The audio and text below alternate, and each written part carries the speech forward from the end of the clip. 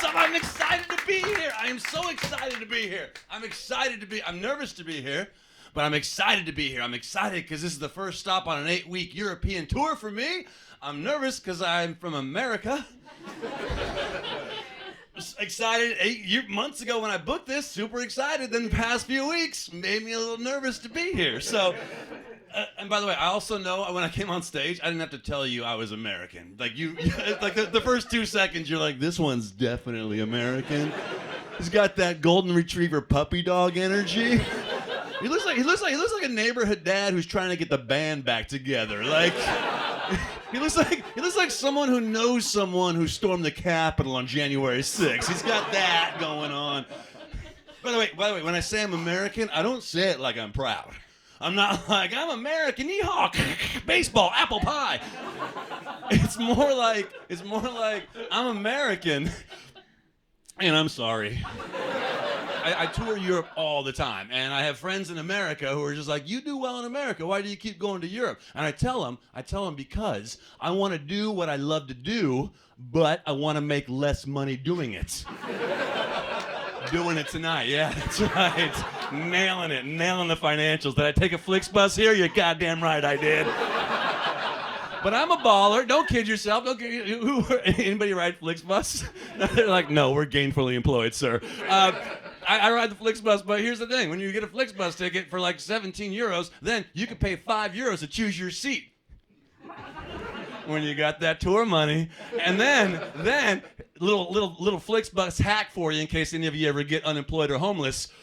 You can also pay 5 more euros to buy the seat next to you. Yeah, so you could spread out. So, wow, someone's like, oh, I didn't realize that. So you can buy 2 seats and spread out, which is a great deal, right? Until you stop, and we stopped, and I got off to go to the restroom, and I got back on, and I left my bag on my seat, and I came back, and the seat that I had purchased that no one was sitting there, someone was all of a sudden sitting there. Do you know how hard it is to explain to someone that doesn't speak English that you bought that seat to not sit in? Very complicated, very complicated. We cuddled the whole way. I couldn't do it. I tour Europe a lot. I love it, man. I go to new places all the time. I went to Copenhagen. Have you been to this place? Copenhagen? Have you all been to? Oh, okay. The smiling people get it. Those who haven't been, go. Back me up on this, smilers. Sexiest people in the world in Copenhagen. They are male, female, gay, straight, bi. I don't care. They're gorgeous. They are gorgeous. I was there for 24 hours. I walked around everywhere. I was exhausted. Not from walking. I was turned on the whole time. Like, I had to go to Irish pubs just to hang out with fat, sweaty alcoholics. You know what I mean? Just be like, let's tamp it down, Dave. Like, I remember I was coming out of the metro to my hotel in Copenhagen, and there was this homeless guy digging through the garbage. Right? This homeless guy in Copenhagen just going through the garbage. This homeless guy? Stunning. Gorgeous. Yeah, he's like, do you have 20 crowns? I was like, what, for a blowjob? What are we doing, buddy? We did. And then, I don't know the custom. That was great. And then I went to Prague, or as my friend from LA goes, he goes, why are you going to Prague? I was like, it's not pronounced Prague. And then he goes, what do they speak? Italian? I was like, no, dummy, they don't speak Italian. And then he goes, what do they speak? I was like, I have no fucking idea. And then I went to, Barcelona. That's my new favorite. Y'all been to the Barcelona? Yeah, okay. So I apologize. Barcelona. They have a very specific accent. It's Barcelona, and I didn't know that because I grew up speaking Spanish every once in a while in the States. But in Barcelona, they pronounce their th like th, and I didn't know that. And the first time I heard the accent was when I was checking in my hotel. And I checked into my hotel, and the lady behind the desk, she goes, "Bienvenido a Barcelona." I swear I thought she was deaf. Bienvenido a Barcelona. I was like, gracias. Yo quiero en la noche. Do you want to turn the thing up a little bit? I want to, just 2 nights here. If you can laugh at that joke. There's no deaf people here, are they? Make some noise. No one. See, we're good. I can make that joke. Look, I MC a big charity fundraiser for hearing aids every year. So I can make that joke. They're my people, right? And I did that joke at their big charity event once, and they did not like it. Then again, they didn't hear it. So, now you got all sensitive. You're like, you know what? Do something about polio. Do you have some scurvy jokes? I like Barcelona's fun. If you go to Barcelona, here's my trip. If you've never been, do not go by yourself. Do not go by yourself. Do not go to a city full of tapas restaurants if you're solo. Because I sat down at a restaurant, and the server came over, and he goes, "Oh, welcome, mi amigo. Do you want to see the tapas menu?" And I was like, "Oh, what is the tapas menu?" And he goes, "This, mi amigo, is the shared dining experience." And I was like, "Oh, shared. Do you want to sit down? What are we doing? You know? Are we going to have sex?" We did. And then I got to Spain. It was my first time there. My friend Natalia in the States from Spain, she said, "You always got to go to Spain." So I called her. I said, "Natalia, I made it to your home country. I learned a little Spanish. What else do I need?" And Natalia, she goes, "Well, what about Catalan?" And I said, "Oh, is that the guy who built the cathedral?" It's not.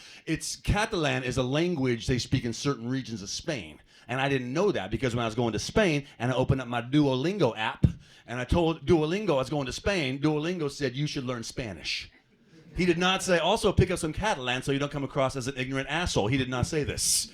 Do you use Duolingo? Anybody? Duolingo fans? Yeah, Duolingo. Duolingo's good. If you don't use Duolingo, it's a language learning app. Great app. It covers the basics wherever you go. Hello, goodbye, please, thank you, man, woman, covers the basics. But the great thing about Duolingo, no matter what language you learn, I don't care if it's Russian, German, Spanish, French, whatever language you learn, within the first lesson and a half, it teaches you how to say the word horse. But it's not like a side note. It's like, by the way, here's how you say horse. No, it's about 7.5 lessons on various horse scenarios you may encounter in your lifetime. Like in Spain, it was like, "Caballo, dos caballo, tu caballo es muy bueno." I was like, "What? My horse is very good." I've never said that in the States. Like I imagine America's full now. People finally traveling after COVID, right? They got hotels booked, bags packed. The dude's on his phone like, "Oh my God, honey, there are so many horses in Europe right now. We really got to prepare. We got to get this down." This is fun. I love doing this. I like going to Europe quite a bit. I go to Europe quite a bit because from a very young age I've had a mother. And anybody else? I've had a mother, and my mom is Austrian. Yeah. So mixed emotions about that. And so I'm half Austrian. So yes, to answer your next question, yeah, ich spreche ein bisschen Deutsch. Dankeschön. That's pretty good for an American. Yeah. And I like that because every time I do shows in Germany, I like to go to Germany. I like to show off a little bit, right? I'll sit down at a restaurant and they'll bring me the English menu because obviously, and I'm like, no, the Deutsche Karte bitte. And they're like, "Oh, you speak German?" I was like, "I speak a little German. My mom comes from Austria." And all around Germany, they do this. They go, "Oh." That's so cute. That's not German. Look at this guy. Check this guy. I love it. And a lot of people in the States that confuse Germany and Austria. A lot of people confuse it. They are very different countries, as you all know, because you're educated, because you still have a Department of Education where you live. Yeah, when they got rid of it, everybody's like freaking out in the States. I'm like, it's not like we've been killing it for 40 years. You know what I mean? We haven't been churning out scientists. But like a lot of people in the States confuse Germany and Austria, right? And I try to tell them the difference. The difference is Germans can be a little racist, but they do a lot of coke. Austrians do less coke. My mom's name is, it's a beautiful Austrian name. Beautiful name, my mother. Her name is Angelica. Angelica, beautiful name.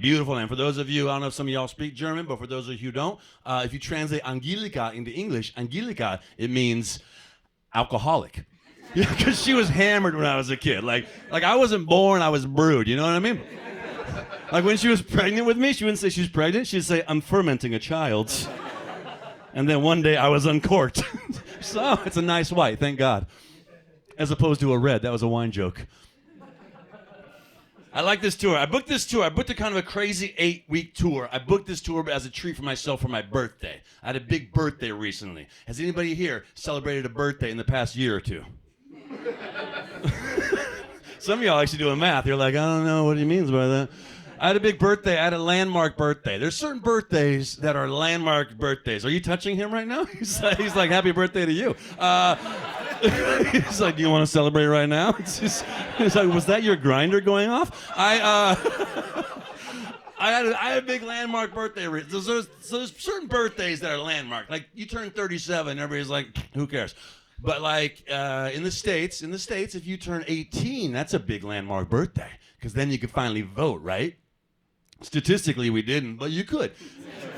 And then like when you turn 21, you can finally drink. I know, a room full of Europeans. You're like, no, that's so cute. Look, I've been drinking since I was 12 as well. But when you turn 21, that's the one where your parents take you for your first beer, right? And then you got to fake it like you've never had beer in front of your dad, right? You're like, oh, this is bitter. This is weird. And your dad's like, that's your 7th. You're like, I know, they're all gross. But then there's a birthday you turn. Oh, it's a landmark one. For the gentleman, there's a birthday you turn. If you go get a yearly physical every year, it's going to be an age you hit where the physical gets physical. That you're going to have that one right there. And I was nervous about that because I had never, once in Amsterdam, but like, yeah, and I paid for it. But in my defense, I don't speak Dutch. I didn't know what I was getting. You know what I mean? Spoke Dutch that night, I'll tell you what. Bedankt. You said it meant stop. No, I had this was the big birthday I had recently, and I was nervous about this, and I'll tell you why, because I go to a female doctor. And I don't think I was ready to take our relationship to that level, you know? Like, I almost called my health insurance provider to be like, yeah, can I switch doctors? Could you give me a gentleman with tiny hands that can keep a secret? Like, and I said, no, Joel, do it. Be a professional. Her name is Dr. Deborah. She got you through some flu bugs. She got you through COVID. Just go. She's a doctor. Just go. Stop being a wuss about it. And I said, all right, I'm going to go. And so I put it on my calendar, put a little X on the calendar, 30 days going. I would mark every day off, right? I'd wake up in the morning. I'd psych myself up. I was like, this is no big deal. I'd look in the mirror like I was Eminem in 8 Mile. I was like, come on, dog. You can do this. You can do it. No biggie. You know, I'd get all psyched out. Like I would do every morning. I woke up. I would do like 20 squats, right? Because I didn't want like her knuckle to get stuck. You know what I mean? Like I wanted it to be a smooth. Like I didn't want it to be a thing. I also didn't want to do too many squats because I didn't want her to be like, well, someone was a theater major. Like it was a very fine line. And I remember going in, like this is like her office. And I remember going in, and I was nervous. I was nervous for this one. Like my heart was beating, and I was sweating because it was almost like going on a first date, right? Because I was like, I don't know. Do I make the first move? Does she make the first move? You know, does she crack open some champagne, throw some John Legend on? I don't know. You know, is it like a sneak attack when I'm leaving, right? Like she's like, you're good to go. Gotcha. You're good. Get out of here. You're a court low. I don't know what. I'm not a doctor, you know what I mean? And so I'm sitting there, and she checks my eyes and ears, and she goes, "You feel healthy today?" I said, "I feel very healthy, Dr. Deborah. Thank you." And then she goes, "Okay, I think we're done." And I was like, I don't think we're done. And she says, "Is there anything else we need to check?" I said, "You should check your user manual, because this is a pretty big appointment for me." And she said, oh, the procedure. She goes, "We don't need to do that. You seem healthy." And I said, "Dr. Deborah, with all due respect, I pay a lot for health insurance." You know what I mean? Put your pinky and grab my balls. You know what I'm saying? Like choke me, slap me, call me a whore, something, you know? And she said, "We don't need to do that." And I'm not going to lie, I left so depressed. I was like, oh, why does she want to look at my butt? I think she's seeing other patients. Thank you all so much. I appreciate you. Have a great night, y'all. You rock.